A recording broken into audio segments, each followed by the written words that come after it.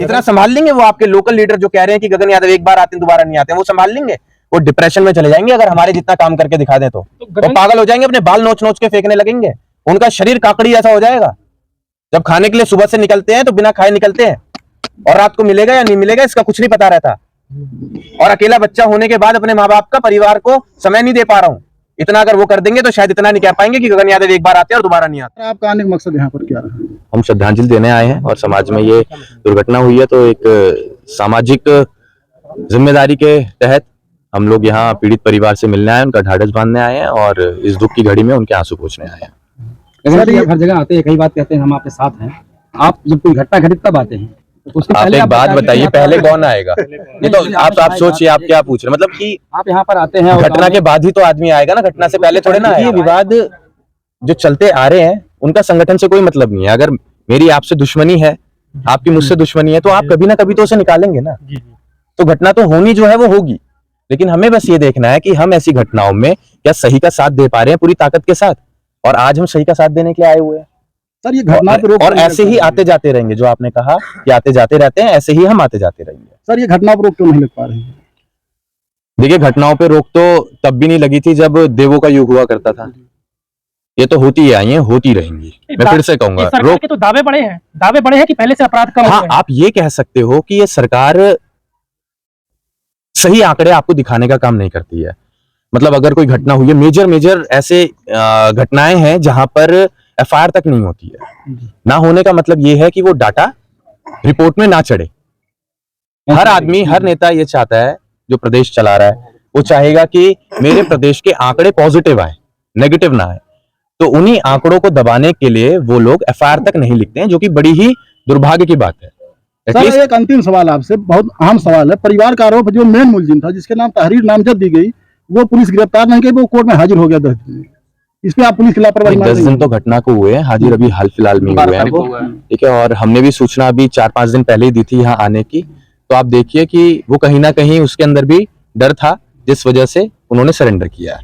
अब आगे आप देखिएगा गिरफ्तारी का और परिवार को न्याय दिलाने का, संतुष्ट करने का। आप धीरे धीरे देखेंगे कि इनको हर प्रकार से प्रशासन संतुष्ट भी करेगा और इनका ख्याल भी रखेगा। और मैं उनसे पहले आप लोगों को कहना चाहूंगा, आप गांव के लोग हैं, जिम्मेदारी आप लोगों की प्राथमिकता होनी चाहिए कि आपके गांव में ऐसी घटना घटी है तो आप सुख दुख में एक दूसरे का साथी बने। आप आज किसी के यहाँ खड़े होंगे तो कल को कोई आपके यहाँ खड़े होगा, और आप अगर किसी के यहाँ पे खड़े होंगे तो हमें भी अच्छा लगेगा, कल को हम भी आपके लिए खड़े रहेंगे। तो ये तो आप सभी लोगों की जिम्मेदारी है। इसके लिए हमें ये इंतजार नहीं करना है कि कौन फलाना नेता आएगा तब जाके हम उसके साथ खड़े हो जाएंगे, उसे सुनने जाएंगे।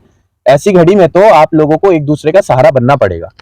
आपने कहा कि हम आते रहेंगे, और जहां भी आप जाते हैं कहते हैं कि हम आते रहेंगे, लेकिन अभी हाल ही में घटना हुई थी जौनपुर में, अनुराग यादव को सर से धड़ अलग कर दिया जाता है। आज की वो स्थिति अनुराग यादव के परिवार की कि आज उनका परिवार पूरा डरा सहमा हुआ, और वहां पर जो सुरक्षा दी गई थी वो भी हटा दिया गया। हमारी बात होती रहती है। देखो, इसमें अब ये मुद्दा दूसरा जहां हम आए हुए हैं, आपको पता है हमारा रोज का रूट रहता है कहीं ना कहीं। हम क्यों आते हैं आपको पता है? मुझे लगा कि आप लोगों को अनुराग यादव के परिवार की हाल ले रहे हैं आप। हमारे पास गांव के प्रधान का फोन आता रहता है, और हमने उन्हें यह कह दिया था कोई भी परेशानी अगर होती है तो हम तक सूचना पहुंचा देना, और नंबर भी तभी सेव हो गया था। और हाल फिलहाल में ही हमारी बात भी हुई थी, ठीक है। और हमने हालचाल भी लिया था, और हमने ये भी पूछा था कि सब ठीक चल रहा है। और आप उनसे जरा पूछिएगा क्या हमने हालचाल लिया या नहीं लिया। हम अपना कर्तव्य अच्छे तरीके से निभा रहे हैं। हम कहीं पर भी फॉर्मेलिटी करने नहीं आते हैं कि हम आज आ गए और कल को यहाँ से जाने के बाद हम भूल जाएं। हम बहुत बड़ी जिम्मेदारी लेकर आप लोगों के बीच से यहाँ जा रहे हैं, क्योंकि हम जो बोल रहे हैं हमारी इतनी बड़ी जिम्मेदारी हो जाती है कि कल को हमें इसे पूरा भी करना है। कल हम लोग गए थे, अनुराग के पिताजी रो रहे थे और वो कह रहे थे कि मैं आत्मदाह कर लूंगा, क्योंकि उन्हें लग रहा है कि मुझे न्याय नहीं मिल पाएगा। और ऐसे ही तमाम ऐसे परिवार हैं जिनके पास तो लोग जाते हैं, बस उन्हें सांत्वना देकर चले जाते हैं, और फिर वो उनके फाइलें दबी पड़ी रह जाती हैं, उन्हें न्याय नहीं मिल पाता है।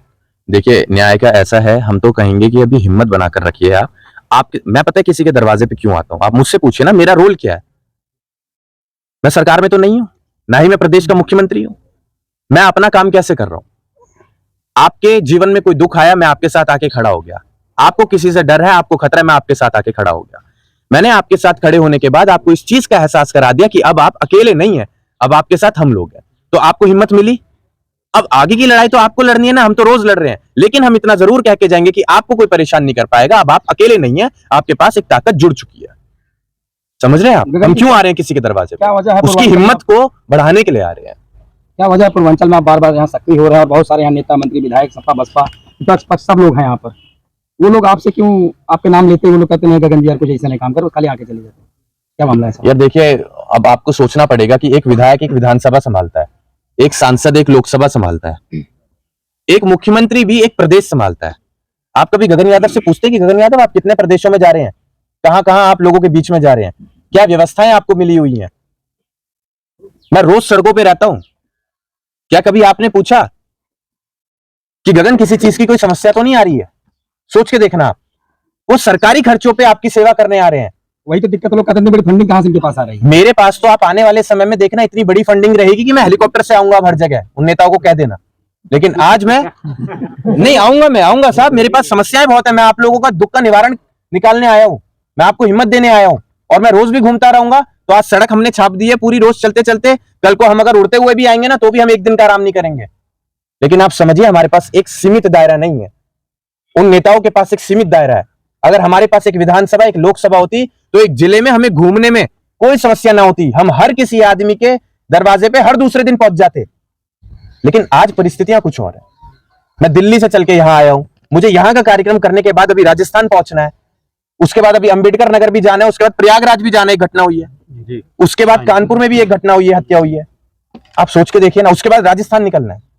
इतना संभाल लेंगे वो आपके लोकल लीडर जो कह रहे हैं कि गगन यादव एक बार आते हैं दोबारा नहीं आते हैं, वो संभाल लेंगे?